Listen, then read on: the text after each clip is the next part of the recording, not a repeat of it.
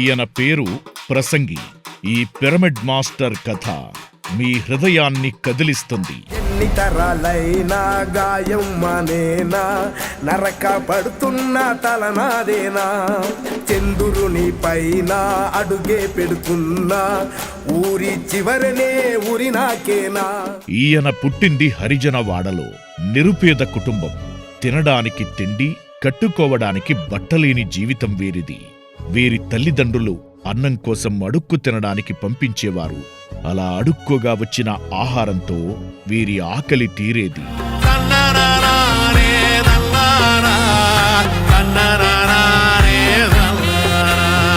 తల్లిదండ్రులకు ఆసరాగా ఉండడానికి ఈయన చెయ్యని పనులు లేవు, నడవని దారులు లేవు. దారే తప్పిన పాదాలు గాడిన పడితే చిన్నతనంలోనే వివాహం చేయడంతో, వివాహమై ఏళ్లు గడిచినా పిల్లలు పుట్టకపోవడంతో రెండవ వివాహం చేసుకోవడం వలన ప్రసంగికి కష్టాల మీద కష్టాలను కొని తెచ్చుకున్నట్లయింది.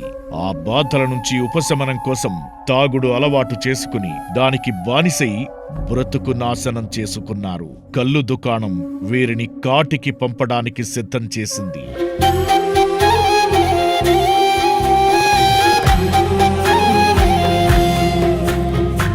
అలా కొన్నేళ్లుగా కల్లు ముంతల్లో మునిగి తేలిన ప్రసంగికి తాను ఇలాగే త్రాగితే తన జీవితం చాలా త్వరగా ఆరిపోతుందన్న విషయం అర్థమై తన పసిపిల్లలపై ప్రమాణం చేసి ఇక మీదట కల్లు ముంత పట్టుకోనని ప్రమాణం చేసి అలా దాని నుండి బయటకు రాగలిగారు.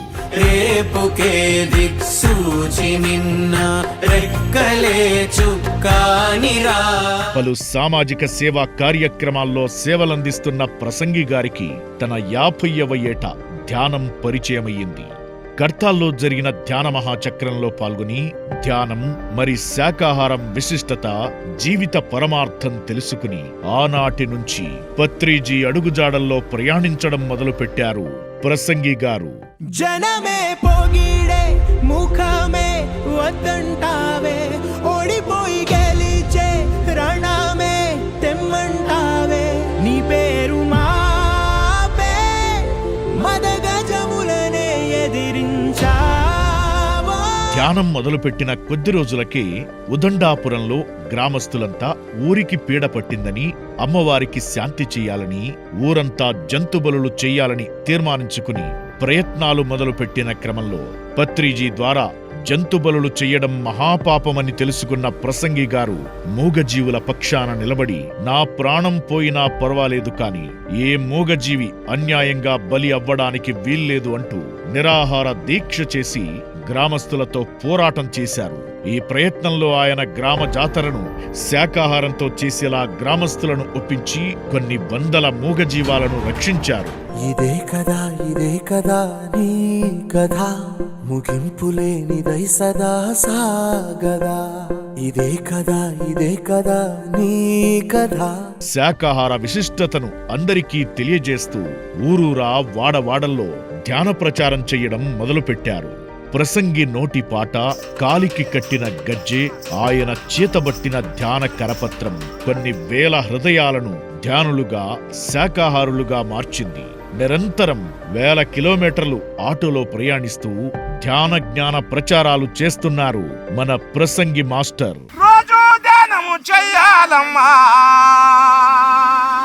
పత్రిజీ ఆశయమే తన ఊపిరిగా ధ్యాన, శాకాహార పిరమిడ్ జగత్ల కోసం నిరంతరం శ్రమిస్తున్న ప్రసంగి మాస్టర్ పిఎస్ఎస్ఎంలో పనిచేస్తున్న ప్రతి ఒక్క పిరమిడ్ మాస్టర్ కి ఆదర్శప్రాయం.